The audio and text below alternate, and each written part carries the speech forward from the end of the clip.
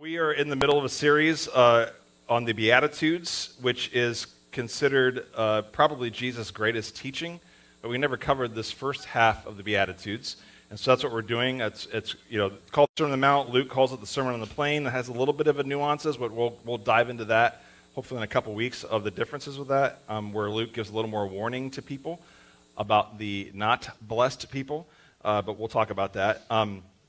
We talked about, we call it the series Blessed, but we've said in the series so far that blessed, as we understand it, is not exactly the best word per se.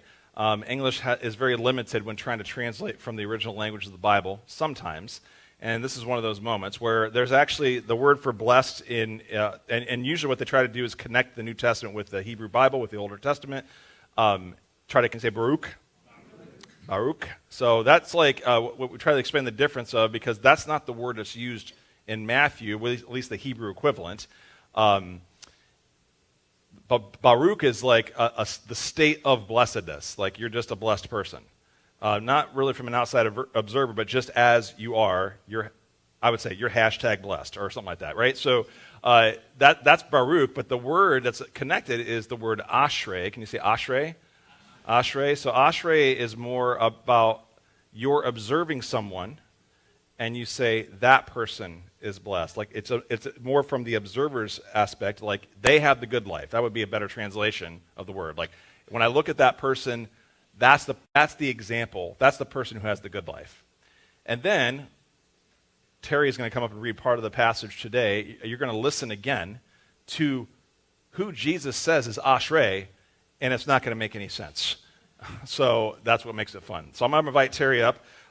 We are going to read Matthew chapter 5. If you have Bibles, we'll also have it on the screen. I'll let you come up, and there's a switch on the microphone, just to let you know. So she's going to read for the New English translation, I believe. You can just grab it. Here, can you do that? Is that okay? Okay. She just gave me an eye roll on that, by the way. Hey. She gave me a tinker eye roll on that. Man, I had Phil preaching a mini sermon, and now I got you eye rolling me. I don't know. Listen, I said yes. Did I? I said okay. Yes, you did. So we're going to listen to verses 1 through 5 from Matthew chapter 5. When he saw the crowds, he went up the mountain, and he sat down by his disciples, and they came to him. And when he began to teach them by saying, "Blessed are the poor in spirit, for the kingdom of heaven belongs to them. Blessed are those who mourn, for they will be comforted. Blessed are the meek, for they will inherit the earth." Let's pray together. God, I just ask in these moments that my words would be your words, that whatever distractions are within me, Lord, that they could just be cleared from my mind and heart. Whatever it is that you once said, God, I just pray you prompt it to my mind, and even things scripted and unscripted. God, I pray especially that this would spur us on to live the good news every single day. In the name of Jesus, I ask this, and everybody said, Amen.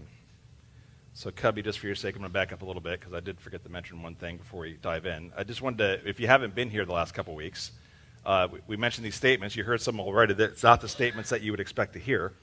So we've talked the last couple weeks. I'm going to sneeze, sorry. Excuse me. Thank you. For those of you online, Terry just said, "Blessed are the pastors," after that sneeze. Thank you. But poor in spirit, when we talk about poor in spirit, a lot of people, what I heard growing up, that it meant like the poor in the spiritual life. But really, spirit, pneuma, the word is more like a life force or energy is what the word is. So when you say poor in spirit, it means like a lack of physical, and in a lot of ways, how they took it is physical and social energy, meaning people who do not have kind of the energy capacity, whether physically on their own, that also could mean economically, and also socially, whether that be economically or by social class, the energy to like make their own decisions or have any sort of power. They're powerless. So the poor in spirit is what that means. And so that is not the kind of person you think about that has the good life. So that's how Jesus starts. And then last week we talked about those who mourn. And mourning isn't just about general grieving for things, which it has a lot of elements to that. But the grieving is a lot more specific, which is more like personal and social sins. And some of that is also like on your own, like that you do, or that you participate in, both personally and socially, with groups of people, and great injustices. So you're grieving over injustice that's happening in the world. And that's very connected to the Hebrew prophets. That is a very prevalent theme. It's something that they're very familiar with, the audience. And all that to say, all these people are like the people that you wouldn't think of as the most successful or who has the good life. Most of the time, it gets associated with the wealthy, those who have power and influence, right? I mean, those who are quote-unquote successful, whatever that means to you, and that could combine with those two things I said earlier, that's who you think of who has the good life, and that's what's usually proclaimed. And things have changed a lot since we got to the 21st century from Bible times, right? A lot of things have changed. That was a joke. Like Jesus is like pronouncing these things and about who has the good life, and it's like, yeah, that's not who I think about. And yet, this is how he starts his teaching. And this particular week, we're talking about the meek today, is like the end of the first kind of triad, because you can basically put these first three together in a triad when we talk about meek. It's not a word we use very often. I don't usually go around. It's a fun word to say, but it's not something that we usually use too often. But I remember, I don't know what your participation is in competitive activities, I'll call it. So it's not just limited to sports ball. All right, but I played on a couple of sports teams. I also, some people will tell you I'm a little bit competitive in stuff, especially games.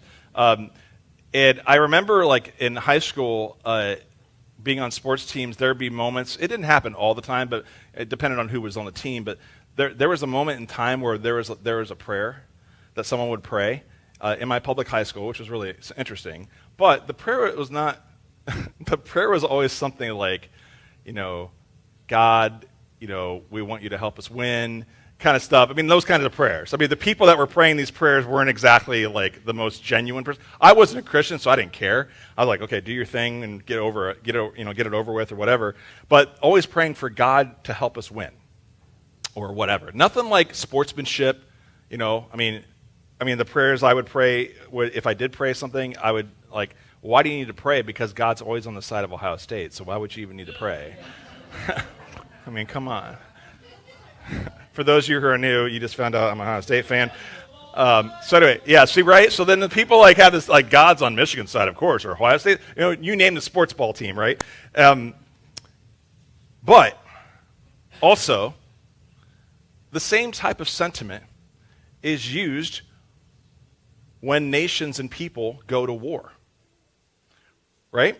When the stakes are higher, some of those conversations would always contain a line something like this. We fight and we're going to win because God is on our side.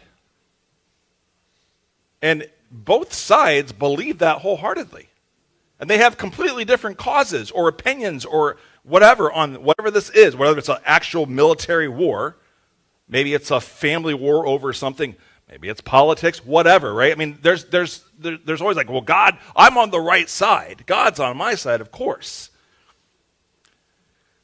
Culture war, you name it, right? We always want to think we're on the right side because, we're the good guys, right? We're always the good guys. And both sides are very passionate about that. And that scenario was exactly the same during Jesus' day when he's preaching this sermon. The scenario that's coming up when he says this line, blessed are the meek, for they will inherit the earth. And I'll get to the translation. I think earth is not exactly, well, there's an evolving of that word over time, but like not the best translation. But when Jesus said that line, he's pulling from a particular Psalm 37, but the sentiment is there's a very particular conversation that comes up in people's minds when that line is said. I probably mentioned this before if you've been here long enough. There were four major political sects, S-E-C-T-S, political parties, if you will, of Jesus' day in his own religion. One of those groups was called the Zealots. You heard of them? The Zealots. The Zealots we haven't really talked about them extensively, but the Zealots are an interesting group of people because let me show you what they believe. Let me give a little synopsis of what the Zealots believed as a group. Number one, there's only one God. and that Israel is to serve him alone, like the nation of Israel, as God's chosen people. We're supposed to serve God and God alone, which comes from the Ten Commandments. That makes sense. And that the Bible is the only guide to righteous living. Pretty good, actually. I'm like, well, I like the Zealots. Let's go on. All right, next slide. And worshiping anybody else, whether it be a government, emperor, being their slave, paying their taxes, is apostasy. Have you heard that word apostasy? Basically, apostasy is like you are vehemently against the way of life of this religion. And you are to be punished, therefore, as an apostate, which is not very pleasant. And in their case, the punishment was death. So, like, because we're the chosen people, because we believe the Bible wholeheartedly, and we worship only God, and that's what we're called to do. By the way, the first slide is true. It's true. Yes, they're supposed to do that, but the way they took that is anything else, it doesn't matter what, if you worship the emperor, if you worship whatever, if you pay their taxes, you are not a true Jew. And the solution to that is to kill all of those people that are against that. And the reason is, guess what? They're good Bible people. They get it from the Bible. Numbers 25, there's a story in the Bible about a guy named Phineas. And I'm not going to go read through the passage, but you can go back there in Numbers 25 and look it up. Basically, the passage is like, Moses is there with the whole nation, and there's a plague that's going around. And really, as you read the text, the idea is the reason that these people are dying from plague is because they're being disobedient to the Torah. And one of the consequences that God says, if you disobey this law, it's not like a bunch of checks and balances. Look, you're going to heap destruction on yourself. Well, there's a plague that's going around. And there's these two people. One's an Israelite man. One's a Moabite woman. And they're not supposed to marry each other or be in relations with one another.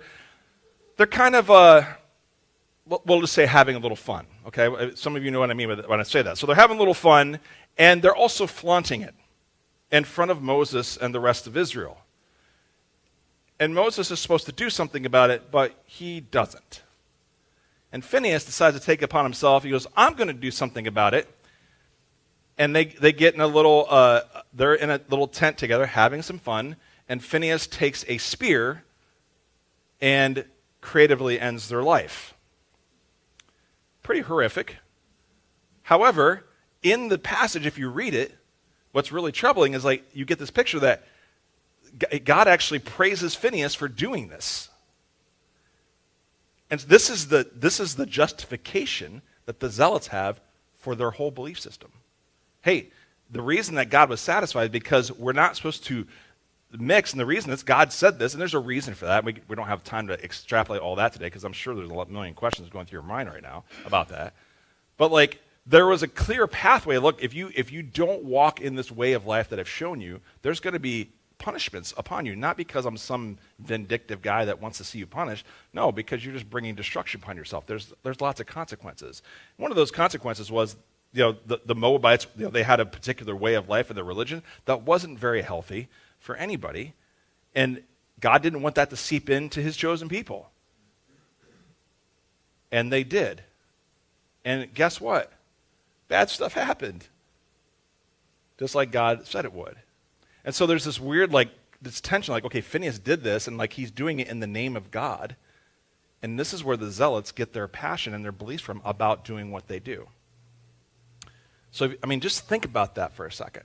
The implications of that kind of system where you say, look, God is, the reason we can do this is because God is on our side, because we're God's chosen people, so therefore we need to get rid of everybody else that doesn't try to obey the law of God, especially in our own camp.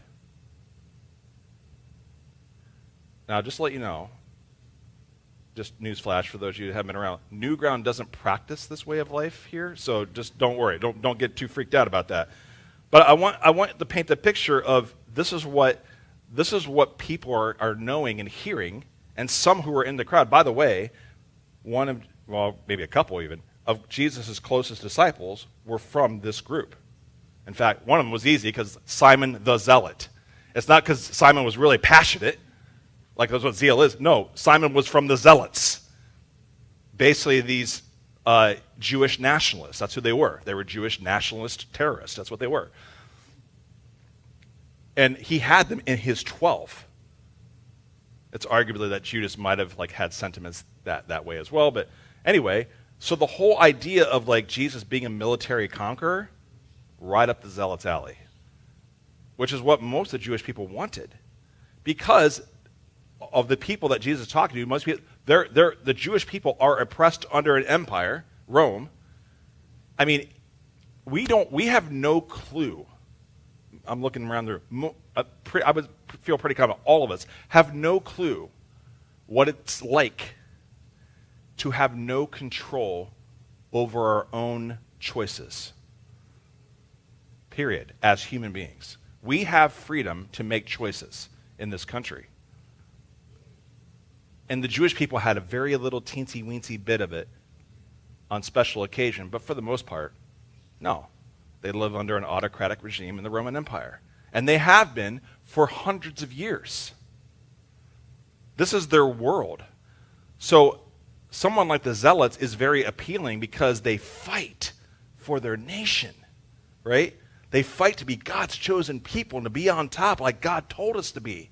And God's on our side. He promised he'd be with us. And therefore, the solution to that is to make sure we kill all those people that hurt us or that aren't really in tune with God, because God's on our side. I mean, this is the attitude. I mean, they would be in the streets with like hidden knives under their coats, like ninjas. I mean, they'd be like in the street, and they would assassinate like influential government officials. They were known for this. This is what they do all the time, because we're the godly ones. We take God seriously. We take the Bible seriously. This is exactly what the Pharisees believed, but they didn't go to the violence with the knives part. They couldn't go there. But everything else, there's a lot in common there. So when we're talking about the good life, and then we use the word meek, which we're going to define in a second, you're going to understand why this doesn't compute with like the culture of its day. It doesn't make any sense whatsoever, because to be a zealot, the whole philosophy is it's survival of the fittest. That's what zealots do. Like, look, this is about who is going to be resilient and stand up for Israel. That's their attitude, and they're very passionate about it. That's who they are. They fight for their freedom. They take down the infidels. We're the chosen. So there's the word in Greek that's used for meek is called praes. Can you say praes? Praes is actually the plural. Praus is the singular. Praes.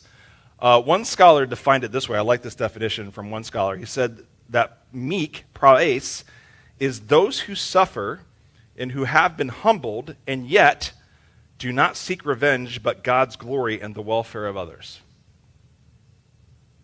I like that definition. So those who suffer, who have been humbled, and yet do not seek revenge, but God's glory and the welfare of others, which is exactly opposite of what a zealot would tell you, right? What would you expect from a zealot? Blessed are the proud of their country, proud of being God's people, and those who try and to power over people, for they will inherit the land. That's the right way to think if you're a Jew. But that's not what Jesus says. He says those who have the good life are the opposite of that. And what's really helpful is that this word is actually used quite frequently in classical Greek literature. Some of you ever heard of Aristotle? He was a pretty famous Greek philosopher. Eric's smiling. Aristotle, there you go. But this word is used to describe tame animals or soothing medicine, or a mild word, or a gentle breeze. Get the picture? But Aristotle, I think this is really brilliant, how Aristotle explained it, because I think when I'll tell you in a second about, because meek had a little lighter meaning to me, like gentle breeze is fine, but like I felt that was it still feels kind of weak in some ways. But Aristotle says that someone who is praes, or praus, singular, is able to balance his or her anger. So that's how he talked about it, about this meekness. Aristotle said it's like strength under control. That's the common understanding in classical Greek literature. So those who are praeis, they're not arrogant, they're not aggressive, or they're not intimidating others, not using power over others. It's actually strength under control. There's a balance. It's in between like excessive anger and angerlessness is meek. So now, like we said in the Beatitudes, there's a group of people that's talked about, and then the second part of the Beatitude is always the blessing. And the blessing is, if you look at most translations, they will inherit the earth. But if you read enough commentaries and such and those kinds of things and how those words are connected, a better translation would actually be, and they will inherit, and some Bibles say this, they will inherit the land. And well, why does that matter? Earth and land matter. Well, that matters a lot to a Jew. Because when I say the word land to a Jew, what do you think they're thinking about? It's not the earth. It's the promised land.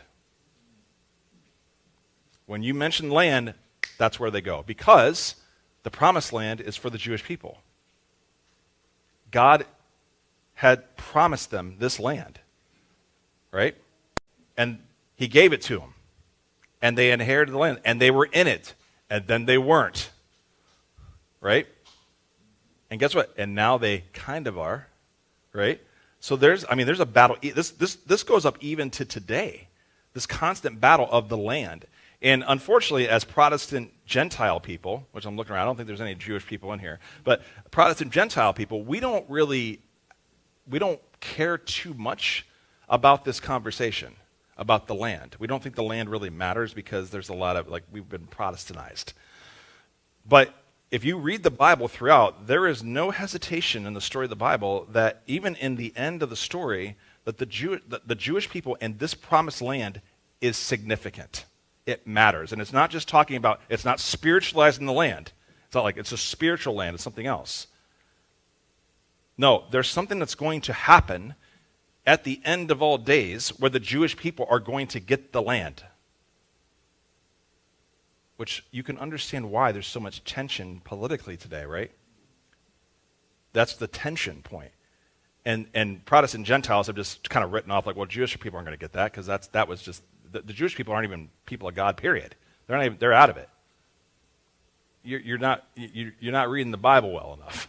There's something there. Now, there's a lot of complexity of how that's going to happen or what's going to happen, a lot of debate even now. But even then, at face value, the people that are supposed to inherit that land is going to be the people that fight for it, right? The people who care so much about it. And we need to follow the Bible so carefully because we take God seriously and it's ours and we got to stand up for God. That's who's going to inherit the land, the people who are resilient there.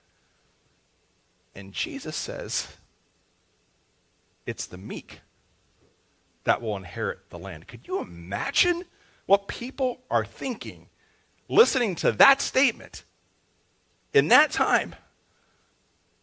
When you're looking for the strong result, if you remember Palm Sunday, like we talked about this in the past, the palm fronds, people think, oh, it's really nice for kids, and yay, Hosanna. No, that's a military cry for revolution, which is right up the zealot's alley, right? This is what the people want. And Jesus says, no, the meek are going to inherit the land. It's just nutso. What in the world? What does that even mean? How does that work?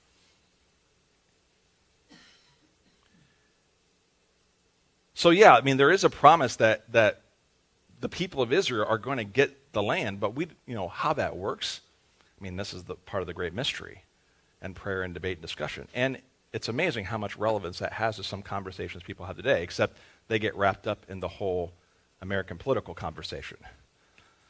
And even in church circles, there's a lot of conversation with this. Even amongst Messianic Jewish people about what that all means and how that works.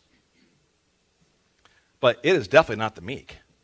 It's definitely not the people who have strength under control, who choose not to enact revenge or retaliation or an eye for an eye. It's people who choose not to do that. And it doesn't mean they're doormats. They're not doormats. In fact, Jesus later in the sermon has a teaching, it's one of my favorite teachings I like doing in the whole Sermon on the Mount, about loving your enemies. And he goes through 3 examples of what that looks like. And if you understand the contextual imagery of those 3 examples, go the extra mile, I'm just doing this off the top of my head, take off your tunic or your cloak, when they ask for your tunic, take off your cloak as well, right? Go the extra mile, which is like with a military soldier, and then what's the first one? Turn the other cheek. Like those 3 examples are not examples of being a doormat. Those 3 examples are actually examples of non-violent resistance. It's actually standing up to an oppressor, but not retaliating, but making them think about what they're doing. And when we get there again, I'll love to teach that again because it's really fun. But that is connected to this particular line about the meek. And those are the people Jesus says had the good life. Those are the ones that are ashrei.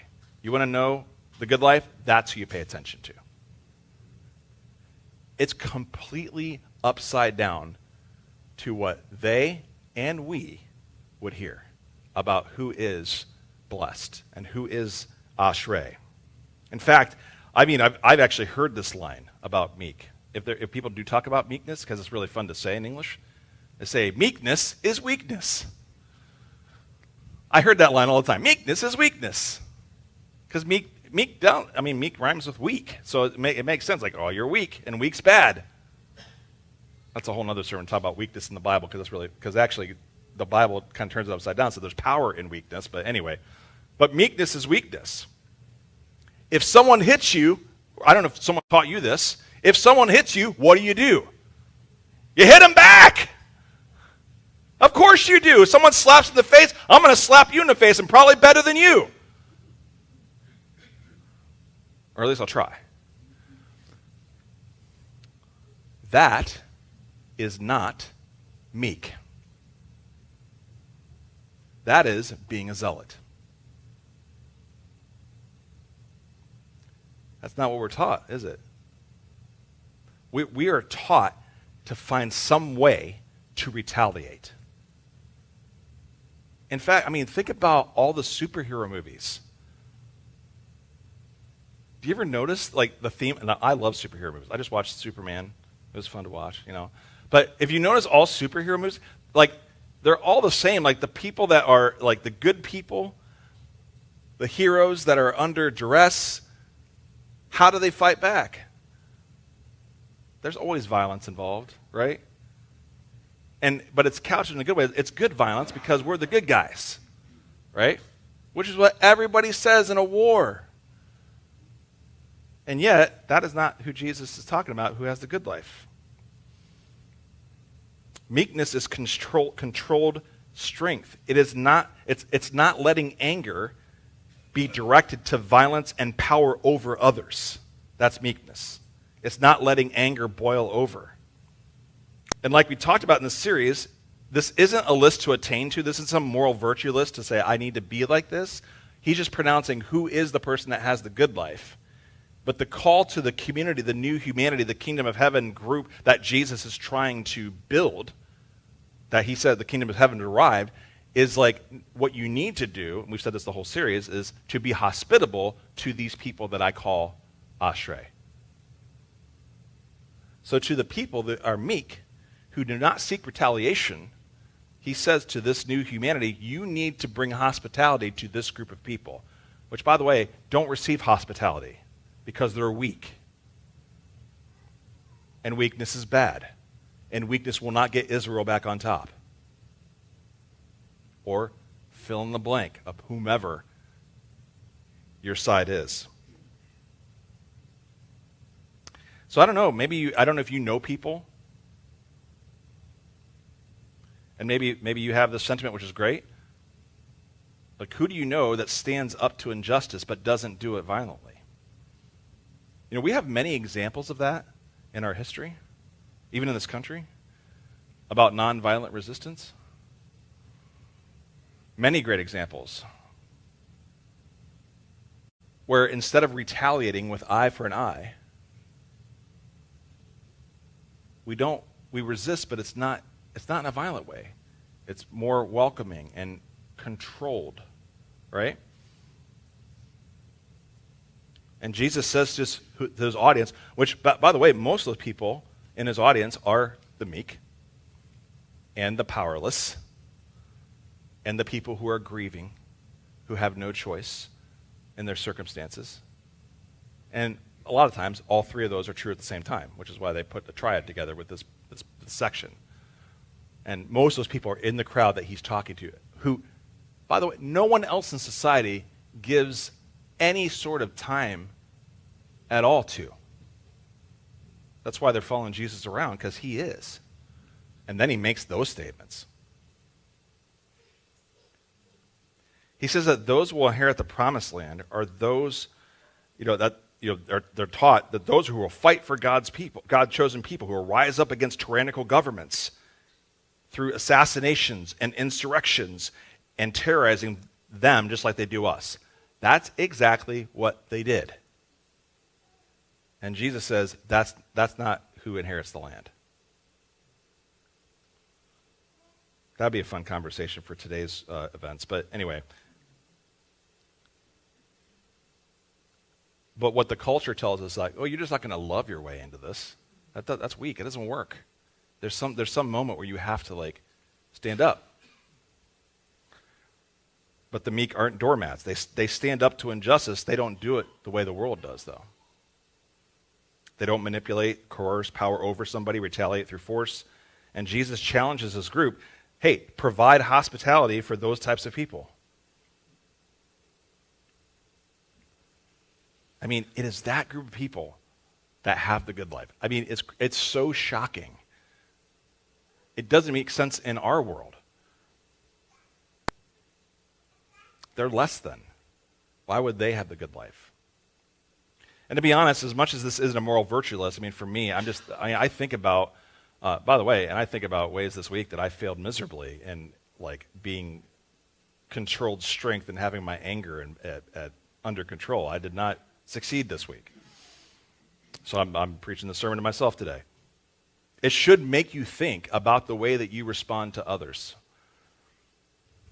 Gosh, I've been in so many, there's such a super high anxiety and stress level with conversations these days. I mean, it's like we are so conditioned to pick a side on anything. And not only to pick a side, but to look at the other side and the person on the other side as less than. And then we stick a label on it. I mentioned that label 3 weeks ago. I won't mention it again. I don't need to get more buzz. But that's what I'm talking about. This is what happens, which is very zealot of us, to let anger have its way. And Jesus talks about that in the sermon. In fact, he says, look, if that's how you are, you need to go to that person and be reconciled before you even offer a gift at the altar and worship of God. That's how important it is. The meek get that. So part of this group in the Beatitudes is we need to learn from them, not the other way around. When you get angry, how do you not retaliate in rage, force, or violence? It's really hard. I mean, my particular personality type struggles with anger. And I have to work really hard to keep it from bubbling over. It doesn't mean the rage fire is not going to be in there, but the key is, can I continue to bring that under control? And that's not something, I'm going to be honest with you, and you can't do that on your own. That's why you need God's help. And that's why the meek are so important to Jesus, because they do get it. They're like, yes, we care about injustice, but we know we're not going to do it the way that we're taught in the world, which only does nothing but continue the cycle of destruction. How do we not physically react or emotionally react in ways that's directed toward dehumanizing someone else? The only way that we're taught is to do it violently, whether we do it with our words or physically or manipulating through systems or whatever. And Jesus says, the meek are going to inherit the land. Maybe you should pay attention to them because they got the good life. the powerless, those who are mourning, longing for justice, who don't have any choice but to be under someone else's boot, and yet God sees you. What would it like for a church to embrace that posture of hospitality to that group of people? I think Jesus might have been onto something all those times ago. He's pretty brilliant. I'll just give him some credit. Let's pray.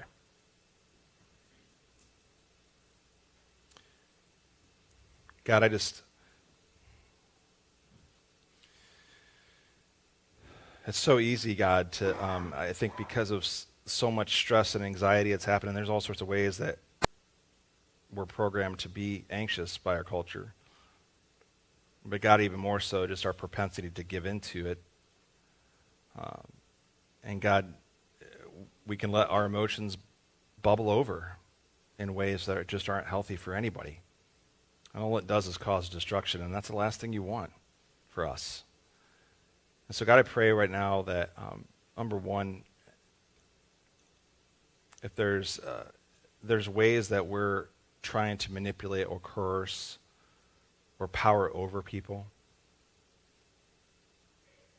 or even argue with people about whose side God is on, God, I pray you help us to repent, to turn the opposite direction and walk the other way from that way of living. God, I also pray that you help us to seek out those who are meek. God, that they're not doormats, but God, also they are motivated by your love. God, I'm so glad that you decided not to be like a zealot with all of us.